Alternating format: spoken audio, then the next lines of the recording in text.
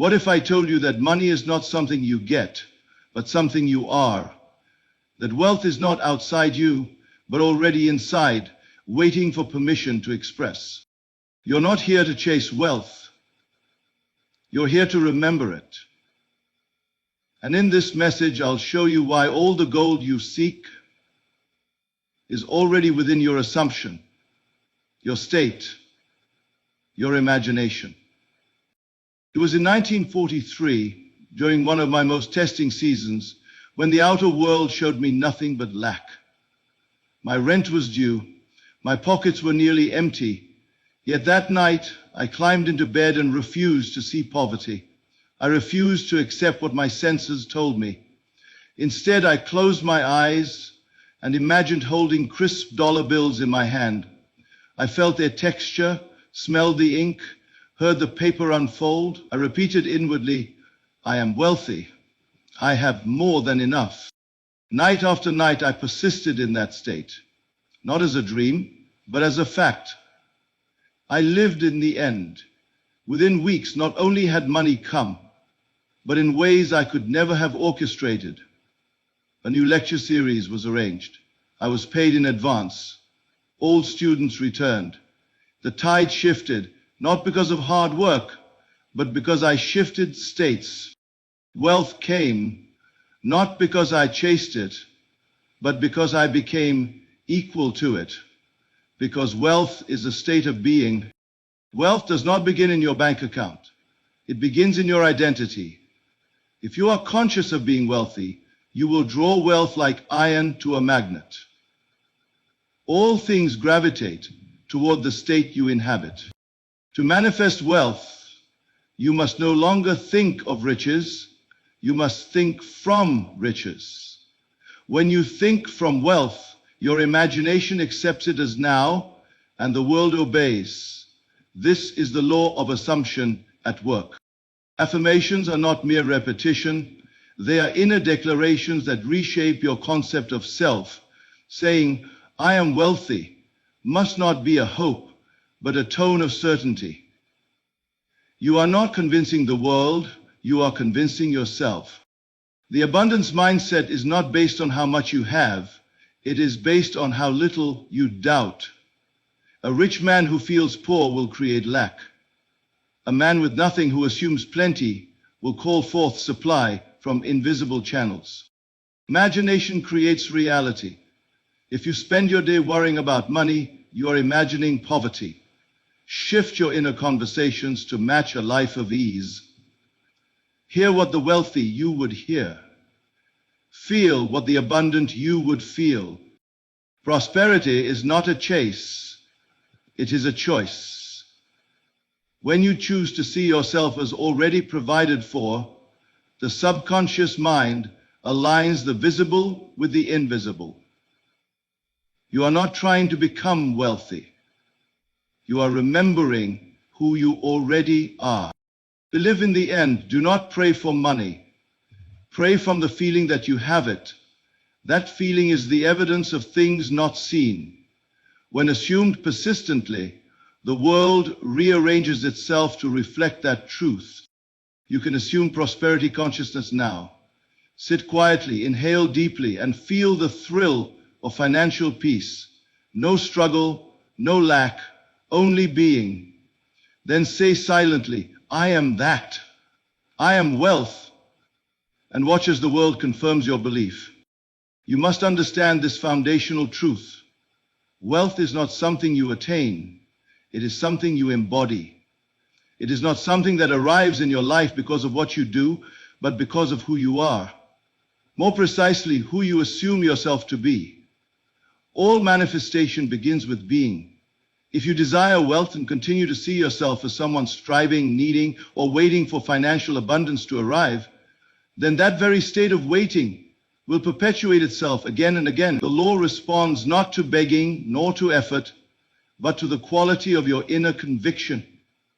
The outer world is only the reflection, a mere echo of your inward belief. And belief, when persistently felt and assumed as true, becomes being. If today you feel poor, it is not because of a lack of money, but because of the internal identity that clings to lack. Money then becomes a symptom, not the cause. Change the cause, and the effect must change also. A man who thinks poor, even with a brief inflow of wealth, will soon return to that familiar state of financial struggle, because the root of his condition, his self-concept, was never altered. So long as you identify with need, you will attract circumstances that match it. But the moment you shift your sense of self from lack to plenty, from striving to satisfaction, the world begins to mirror your new image. It is not the amount in your bank account that determines your wealth. It is the amount of confidence and certainty with which you move through the world. A truly wealthy person can lose all material possessions and still attract them again, not because of luck or connections, but because the inner blueprint has not changed.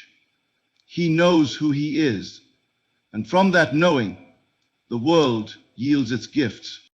Do not confuse this with wishing. Wishing holds wealth at a distance. It says, I hope to be rich someday, which is another way of saying I am not rich now. That is not the state of being. It's the state of longing. The creative force within you hears only your dominant assumption and brings forth not what you desire abstractly, but what you believe concretely. If you spend your mental life imagining bills you can't pay, or resenting others for their success, you are not only imagining poverty, you are investing in it. And that investment always returns with interest. You are always assuming something about yourself. The tragedy is that most assume passively, unconsciously, and habitually. But you are invited to assume consciously. Choose your self-concept with awareness. Assume the role of the wealthy now. Ask yourself, if I were already rich, how would I feel right now? How would I walk? How would I think? And then feel from that place. Let that imagined feeling become more real to you than the temporary evidence of your senses. The world may still show you old echoes, but persist in the state and the evidence must change. Being is the key. The world cannot deliver to you what you do not first deliver to yourself. If you desire freedom from financial worry, step into the state of one who is already free. Sit alone and become intimate with that feeling. Picture no specific event. Just let the mood of abundance soak through your being. Make it familiar. Then carry that feeling with you, silently, like a secret. You are not declaring to others that you are rich. You are declaring to yourself that you have remembered who you truly are. There is a divine logic to this. Your inner state organizes the outer world, not the other way around. If you wait for wealth to change how you feel, you have reversed the order of creation. First comes being, then doing, then having. Those who chase money without first assuming the wealth state find themselves forever chasing, never arriving. But those who assume it with stillness and conviction find that opportunities, ideas, and solutions emerge effortlessly. They did not make wealth come. They simply stopped blocking it by refusing to deny it within. Think now of yourself as wealthy, not in fantasy, but in identity. In stillness, affirm to yourself, I am wealth. Not because you see the evidence, but because you feel the reality. It is this inner acceptance, this unwavering feeling that transforms you. And once you are transformed, the world must conform. Your outer life is your shadow. It moves only as your inner man moves. If you desire to change the picture, you must first change the projector. No one else is painting your world. You are both the artist and the subject, both the speaker and the echo. Assume the wealth state, be it now. The rest must follow. To manifest wealth, it is not enough to desire it, speak of it, or even visualize it. You must enter into the state where wealth is no longer an object you observe, but a place from which you think. This distinction, thinking from rather than thinking of, is the turning point of transformation. When you think of something, you maintain a separation between yourself and the thing desired. You place it outside of you. in the realm of the not yet. But when you think from something, you make it your dwelling place. You feel it as already done. And creation is always finished. What you see is only the unfolding of your assumption in time. And most people live their lives as distant observers, peering into a dream they believe belongs to someone else.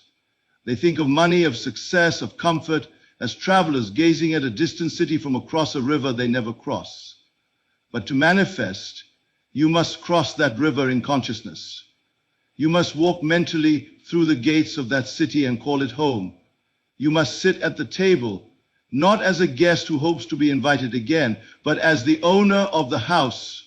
You must stop reaching and start remembering. When you think from wealth, your choices change. Your reactions change. Your identity quietly shifts. You no longer look for evidence to support your belief. You express belief as evidence. For example, a man who thinks from riches will not entertain the thought, I cannot afford that. Because in his world, the resources already exist. He will instead say, I choose this or I choose that. Not based on fear, but on preference. And that simple shift alters the entire field of experience. The law of life does not respond to your words, but to your state. And your state is made visible by your assumptions. Thinking from the end means that you allow yourself to emotionally and psychologically reside in the condition desired, even when the senses deny it. Especially when the senses deny it. This is the test of creative faith. Can you persist in a state that your current reality contradicts? Can you feel rich while looking at an empty wallet? Can you feel secure while the rent notice sits on the table? If you can do that, not through delusion, but through disciplined imagination, then you have begun to think from the end. And that is where all power lies. Let us take a simple illustration. Suppose a woman desires to live in a beautiful home surrounded by peace and plenty. If she merely thinks of that home, she is likely to feel frustration or longing because the object of her desire remains external. But if she imagines herself within it, sitting on the couch, hearing the quiet hum of a fireplace, smelling the wood and fresh air, if she makes that scene more real than her present apartment, then she has transferred her awareness. She now thinks from that home. And because creation begins in imagination, the outer world has no choice but to conform, not immediately, not always visibly at first, but inevitably. The same law applies to financial conditions. If a man sees himself as poor and tries to think positively, he is still operating from the base of poverty. His affirmations are empty because they have no foundation in belief. But if he truly believes he is abundant, if he allows himself to feel the natural confidence and calm that wealth brings, then his thoughts arise from a new platform. They carry weight. They carry power. They become expressions of a state, not tools to manipulate reality. You must learn to abide in the feeling that the thing you desire is already so. That feeling, silent, calm, and sure, is the substance of things hoped for. It is not mere repetition or wishful thinking, it is embodiment. And from embodiment comes expression. The world is your mirror, and it reflects your psychological dwelling. Change the dwelling, and the reflection must change too. This is why persistent assumption is the secret. You are not to affirm something once and wait nervously for results. You are to live in the state of your desire. That means when doubts arise, you return quietly to your center. You do not fight the doubt. You replace it with vision. You become loyal to the unseen. To think from wealth, you must first define what wealth feels like to you. Is it safety? Is it freedom? Is it generosity? Identify the emotion that wealth represents and then call that emotion into the present. Feel it. Wear it like a garment. Let it dictate your posture, your breathing, your tone. Let that feeling guide your imagination. And know that once you wear the state internally, the world will dress itself accordingly. The most important step you will ever take in the journey of manifestation is this one. Shifting from wanting something to being the one who already has it. That shift is not intellectual. It is experiential. You do not wait for proof. You become the proof. You do not seek validation, you express fulfillment. That is how the law works, not by pleading, but by possession, not by effort, but by embodiment. And so the invitation is simple, though not easy. Stop thinking of wealth. Begin to think from it. Assume its feeling. Walk in its tone. Let it fill your imagination with images that reflect your new identity. The world may seem slow to respond, but it always responds. And what it reflects back will be the evidence of your inner state. So choose wisely where you think from. Choose the end and live there. An affirmation is not a chant. It is not a magical phrase to be repeated without understanding. It is a declaration of your state of being, a sacred statement that confirms who you believe yourself to be. When you say, "I am wealthy," and the core of you does not believe it, then the words are hollow. They have no spirit, no life, no power. But when you declare, "I am wealthy," and feel it deeply, quietly, confidently, as if it were the only truth that matters, then the affirmation becomes the key that opens the door to abundance. Words do not create, feeling does. Thought clothed in feeling becomes belief, and belief is what shapes your world. Most people repeat affirmations hoping to convince the universe, but it is not the universe that must be persuaded. It is your own inner self that must accept the truth of the statement. Once the inner man accepts the idea, the outer world must comply. To say "I am rich" while worrying about bills is to divide the house against itself. It is to affirm one thing and feel another. And your world is always built not by the words you speak, but by the feeling you hold behind them. When your affirmation is aligned with your emotional center, then it becomes law. But if it is spoken from fear, from doubt, or from lack, it is nothing more than sound. This is why it is not necessary to repeat affirmations endlessly. One affirmation fully accepted and believed is more powerful than 1,000 said with no conviction. It is not repetition that produces manifestation. It is faith fused with identity. When you repeat, "I am abundant," you are not asking to become something. You are confirming that you already are. The purpose of affirmation is not to change reality, but to change your awareness of reality. And once your awareness shifts, reality follows. If you speak the words, "I am wealthy," but still feel like one who lacks, then your dominant state is still lack. And it is that state, not your words, that will materialize. You must say it until it no longer feels foreign. You must say it until it becomes natural. When the statement, "I am rich," no longer feels like a stretch, when it sits comfortably in your being without tension or argument, then you are speaking from the state. And from that moment forward, wealth begins to move toward you, not because of the words, but because of the identity they now confirm. To understand affirmations rightly, one must know the power of the "I am." These two words are the creative engine of your reality. Whatever follows them, when accepted and believed, becomes your world. If you say, "I am poor," you are invoking the name of your reality. If you say, "I am lacking," then so it shall be. The outer world will form itself around that internal blueprint. But if you say, "I am successful," not just in words, but in tone, in posture, in attitude, then success begins to draw near, because it now has a home to dwell in. Your subconscious mind takes your "I am" statements as instruction. It does not argue, it does not evaluate, it simply accepts. And once accepted, it rearranges your perception, your behavior, and your opportunities to match. There is no such thing as a powerless affirmation, there are only misused ones. Every affirmation is a prayer, whether conscious or unconscious. The tragedy is that most people affirm lack more consistently than they affirm abundance.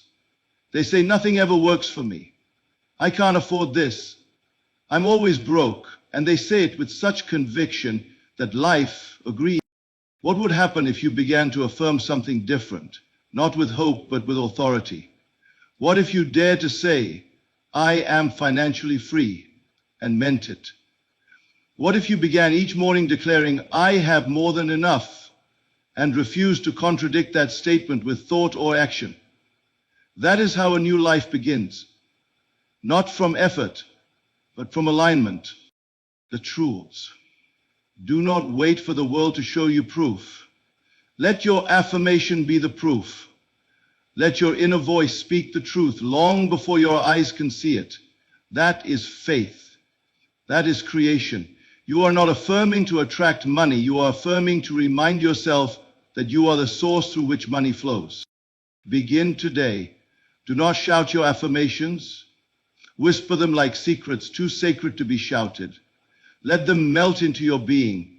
Say them in silence. Say them in stillness. Say them not to get, but to become. For once you become the thing you seek, it can no longer stay away from you. The affirmation, I am wealthy, is not a sentence.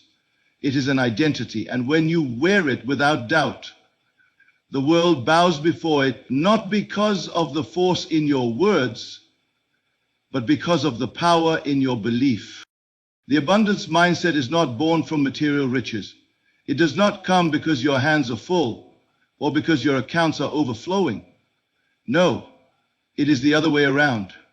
Your hands become full because your mind has already tasted fullness. Your accounts begin to overflow because you no longer fear emptiness. The abundance mindset is not a result, it is a cause. And unless that cause is assumed within, no outer change will be lasting. There are those who possess vast sums of money and yet dwell in the fear of losing it. They are not rich in spirit, only rich in number. And that number can fade. It often does. Because if the inner man clings to scarcity, the outer world will reflect that insecurity. But observe the one who has little, yet feels no lack, who speaks calmly of supply, who walks in the tone of sufficiency. It is that individual who is truly abundant. For abundance is not counted in coins. It is counted in consciousness. When you carry the feeling of not enough in your heart, no amount of effort can satisfy. No matter how much you receive, it slips through your fingers like sand. You chase more, thinking that more will end the fear. But fear is never healed by accumulation. It is only healed by assumption, by assuming you already possess all that matters. From that place, the world begins to reflect what is already true within. You do not become abundant by acquiring. You become abundant by identifying. What are you conscious of being right now? Not what are you hoping to be, not what are you striving to become, but what are you feeling yourself to be in this moment? That is the key. If you are conscious of being poor, you will magnetize situations that mirror that identity.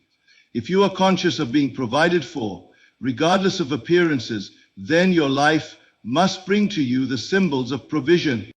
Lack is not a condition. It is a state of awareness. A poor man is not one who lacks resources. He is one who has convinced himself that life will not yield its fruit to him. This is why true transformation never begins on the outside. It begins in the invisible realms of consciousness, where belief is formed and accepted as law. Once accepted, it moves downward into experience. If you look to your environment to determine your mindset, you will always be late. You will always be chasing what was, instead of creating what could be. The abundance mindset does not need to see, it chooses to believe. It chooses to feel wealthy long before the world nods in agreement. And this choice is not delusion, it is creation. It is the very process by which things are made. Begin now to examine the tone of your thoughts. Are they laced with the vibration of gratitude or soaked in the fog of worry? Do you speak of money as a friend or as a stranger that never visits? Every word you speak is a signal to the subconscious, and the subconscious does not argue, it simply obeys. When you say, things always work out for me, your inner self takes it as instruction, and the world rearranges itself quietly, mysteriously, to fulfill your command. There is no need to beg life for supply. You must declare supply as your natural inheritance. The abundance mindset is not arrogant, but assured. It does not cry for help. It quietly claims what already belongs to it, and because it does so without contradiction, the claim becomes visible. That is how the law functions, not by demand, but by embodiment. To dwell in abundance, you must walk through the world as if the very substance of wealth flows through you. You must act, not to prove something, but because it is natural to act in accordance with your assumption. Speak generously, give freely, even if the gift is small. Treat your possessions with reverence, as if they were treasures. And above all, train your inner voice to speak to you with calm, not panic, with confidence, not pleading. The world will tempt you to doubt. It will show you temporary pictures of limitation, trying to lure you back into the old self. But you must not surrender to what your eyes see. Eyes report the past. Imagination creates the future. Your role is not to react to appearances, but to reshape them by assuming a higher state. Say within yourself, even in the midst of need, I am abundant now. Let it echo through your chest. Let it steady your breathing. Let it transform the quality of your silence. And from that silence, a new reality will arise, not because you chased it, but because you became it. That is abundance. It is not somewhere far. It is here, right now, in the unseen. And when you agree with it, feel it, dwell in it, it must become visible. For consciousness is the only reality, and from its depths, all things are made. Imagination is not an idle faculty. It is the very workshop of reality. That which you dwell upon within, especially in the silence of your own inner conversations, is precisely what you will encounter in the world without. The imagination, when disciplined and believed, becomes the birthing place of all conditions. You do not stumble into wealth, you imagine wealth, you feel wealth. And in time, your outer experience becomes a reflection of that internal arrangement. Now consider how many people misuse this faculty. They think they are imagining success because they occasionally visualize money, but for the rest of the day they dwell in worry, resentment, or fear. They speak silently within themselves of debt, of being behind, of how others seem to have what they do not. And so, even when they speak the right affirmations, they cancel them with 1,000 anxious thoughts. The law does not respond to your rare moments of faith. It responds to your dominant state of consciousness. And that state is built from the raw materials of your imagination. If you imagine poverty, not through fantasy, but through repeated internal dialogue, then you are planting seeds of limitation. If you rehearse mentally how you will not have enough, how it'll all run out, how nothing ever works for you, then you are training the subconscious to faithfully produce the very outcome you fear. Imagination does not judge, it does not filter, it accepts. And once accepted, it manifests. Therefore, if you would change your financial world, you must first change the tone of your inner speech. Ask yourself, what do I really say to myself about money? Not just when I'm trying to be positive, but in the quiet moments of reaction and routine. When a bill arrives, what is my instant feeling? When I see someone living abundantly, what is my response? Am I celebrating them or resenting them? Because the world outside is showing you a mirror of what you are doing within. To use imagination rightly, you must first become still. Close your eyes, not merely to the world, but to the conditioned patterns that have kept you bound. Enter the scene that implies your wish is already fulfilled. But do not just see it, feel it, touch it in the mind, hear the sounds that would surround you if it were true, and most importantly, feel the relief of it being done. That feeling, that sacred inner knowing, is the evidence of your faith. It is not imagination that fails us, it is our failure to persist in the state long enough for it to harden into fact. The world of experience is slow to move, but move it must, for it has no will of its own. It is clay, shaped entirely by the hands of consciousness. Do not be discouraged if the world still shows you lack, That is only the echo of an old state. Keep imagining, keep assuming. The moment you feel the new state to be natural, the transformation has already begun. If you spend your days worrying about money, you are not being responsible. You are being creatively destructive. You are using your divine power to imagine the very thing you do not want. And the law will bring it to you, not to punish you, but because you ordered it. If you want abundance, you must give it your attention, not with longing, but with assumption. Begin to hear what the wealthy version of you would hear. Imagine friends congratulating you. Imagine checking your account and feeling pleased. Imagine paying your bills with ease, with joy. The outer scene may not yet reflect this, but the inner state is the cause. And once that cause is firmly established, the outer scene must yield. Use every idle moment as a moment of construction. While walking, driving, resting, direct your imagination with purpose, not as a chore, but as a pleasure. Make the inner world more compelling than the outer. Live in the imagined end until the world itself has no choice but to agree with your vision. You are always imagining. There is never a moment when you are not feeding the creative law within you. The question is not, am I imagining? The question is, what am I imagining? Let the answer be, I am imagining plenty. I am imagining peace. I am imagining wealth so real, so vibrant, that I can feel it now, even before it arrives.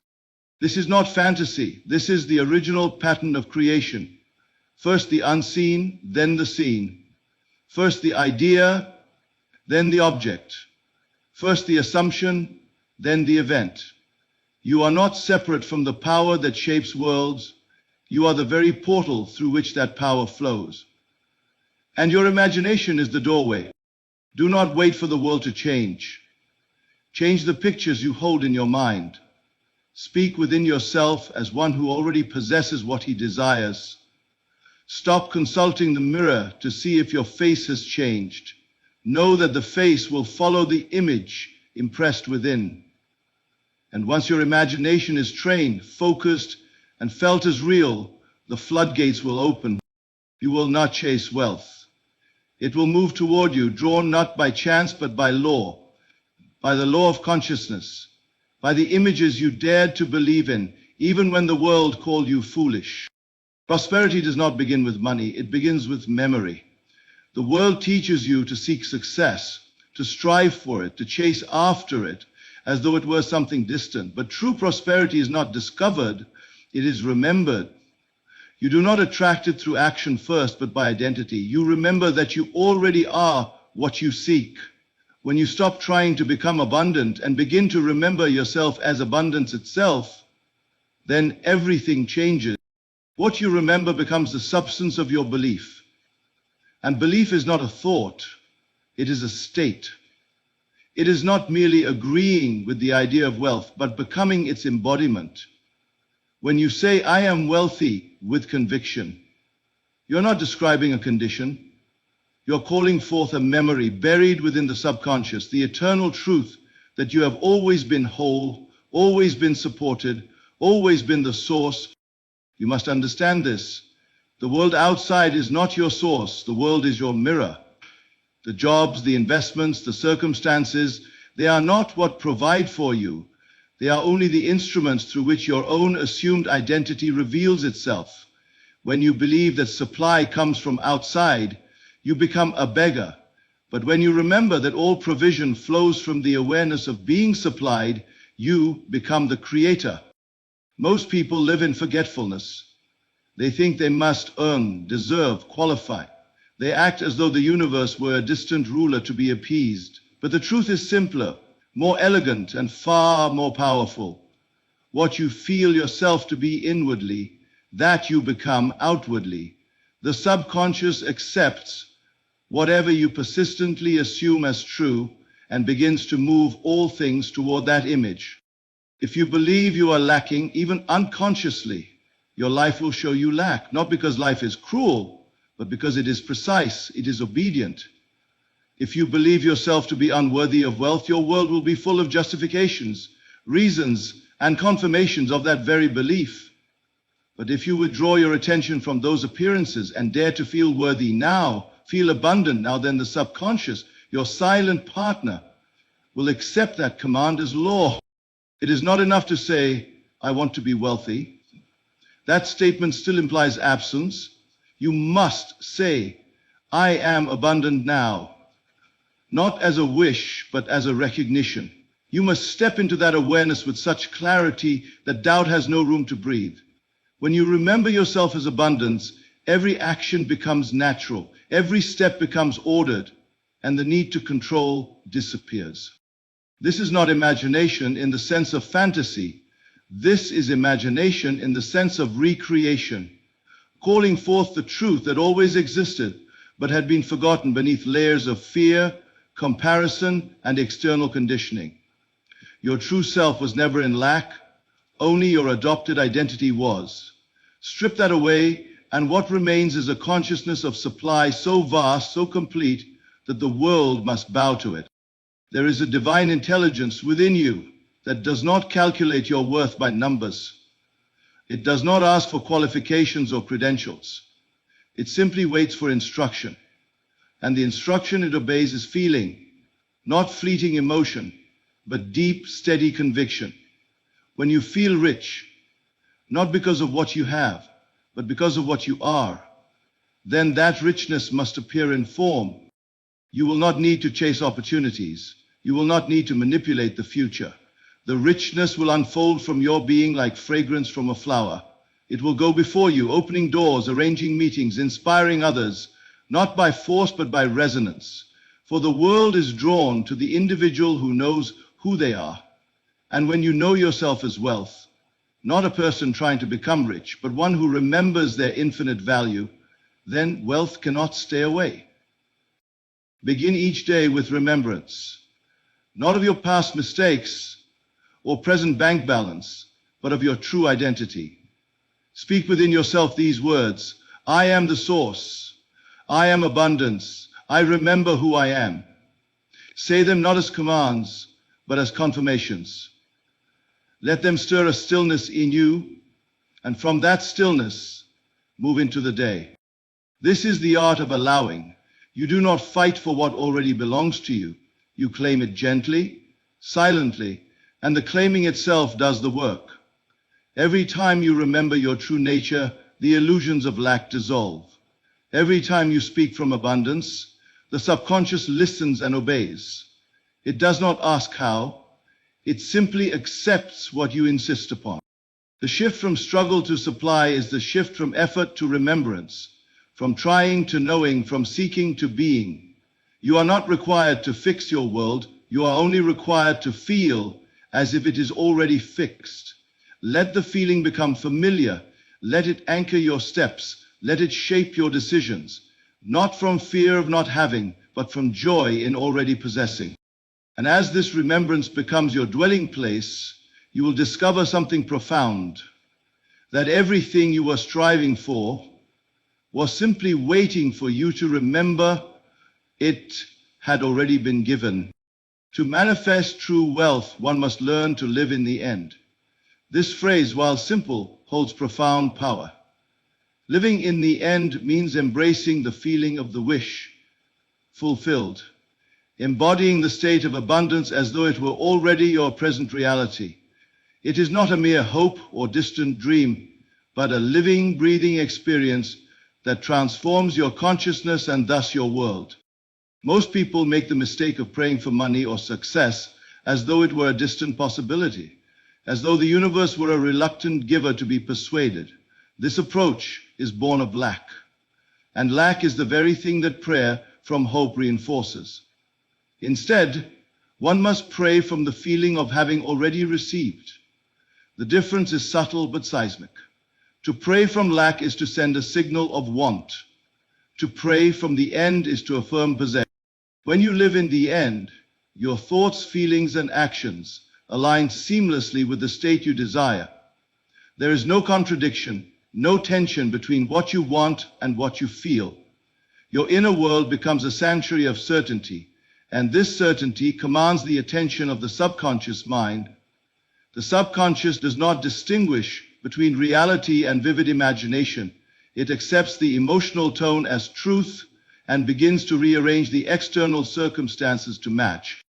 This living in the end requires faith, not blind faith, but an experiential knowing that transcends the evidence of the senses. It means choosing to feel wealthy, secure, and fulfilled, even when your bank account or external conditions suggest otherwise. This choice is an act of will and imagination, a deliberate refusal to be swayed by appearances. Consider how the world around you responds to your inner state. When you walk with confidence, even before a promotion or financial increase, you emit a vibration that attracts opportunities and people who recognize your assumed reality. This magnetism is the natural outcome of living in the end. The world, like water, flows to fill the container you present. Prayer and meditation become tools, not to request, but to affirm.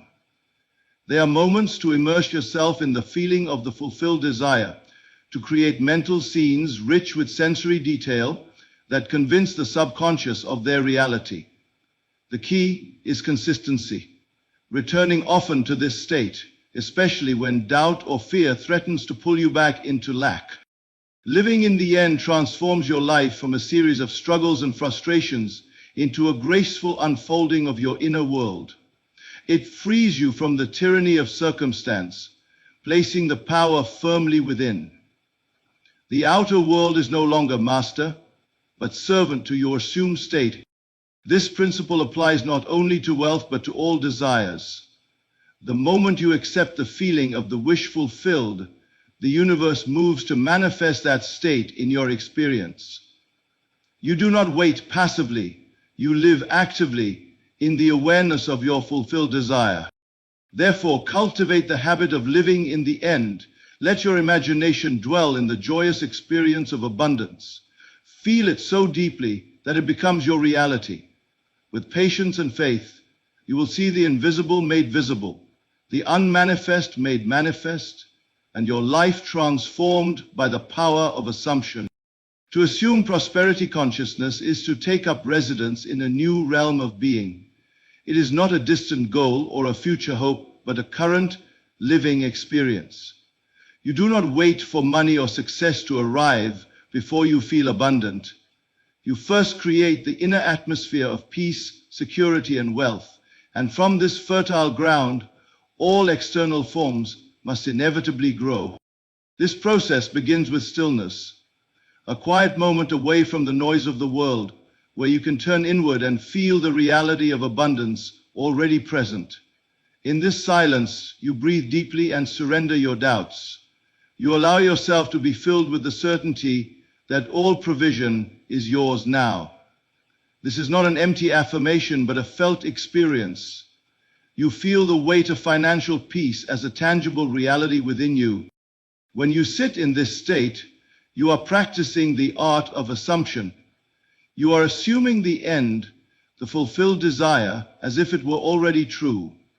The words you speak to yourself are not mere repetition, but heartfelt declarations that ripple through your consciousness, signaling to your subconscious that this is the new truth.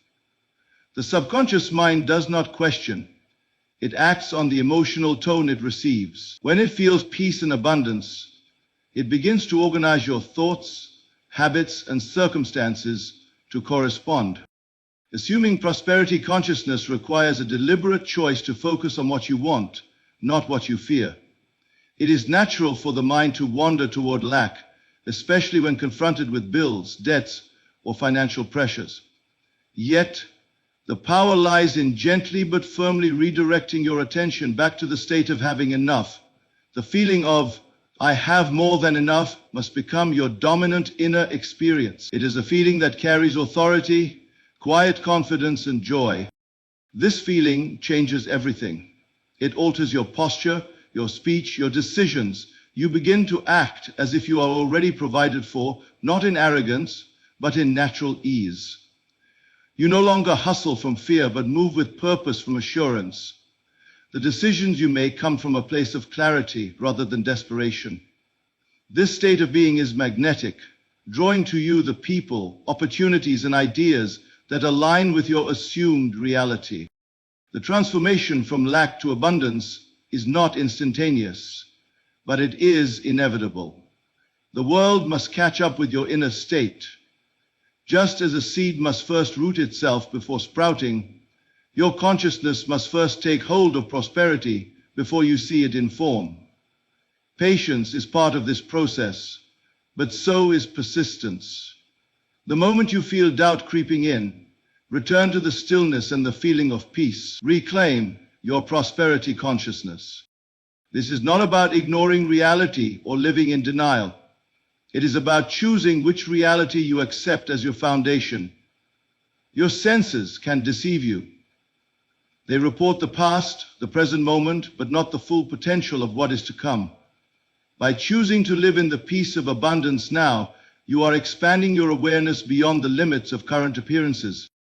In this practice, generosity naturally arises. When you feel truly abundant, you are not afraid to give.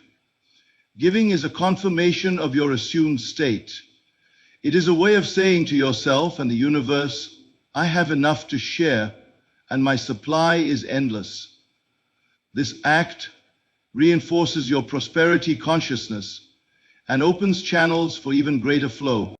Imagine sitting quietly, eyes closed, breathing in the feeling of having all you need. You feel the relaxation in your body, the lightness in your heart. The stress of financial worry dissolves, replaced by a calm assurance. This is your true state. This is the place from which you create. Carry this feeling with you through your day. Let it influence your conversations, your choices, your outlook. When challenges arise, do not resist them with fear. Instead, meet them from the place of inner peace and prosperity. This will shift the outcome in your favor more than any effort or struggle. Remember, consciousness is the soil in which your life grows. Nurture it with a feeling of abundance. Water it with patience and faith. And watch as the external world responds, reflecting back to you the prosperity you have embraced within. Thank you for journeying through these profound truths about wealth as a state of being. Remember, the essence of abundance is not found outside but within, rooted deeply in your assumptions, feelings, and imagination. By embracing your identity as wealth itself, thinking and feeling from that place of plenty, and living in the end with unwavering faith, you align your entire being with the flow of prosperity. This inner transformation inevitably shapes your outer world, drawing to you all the riches and opportunities you truly deserve.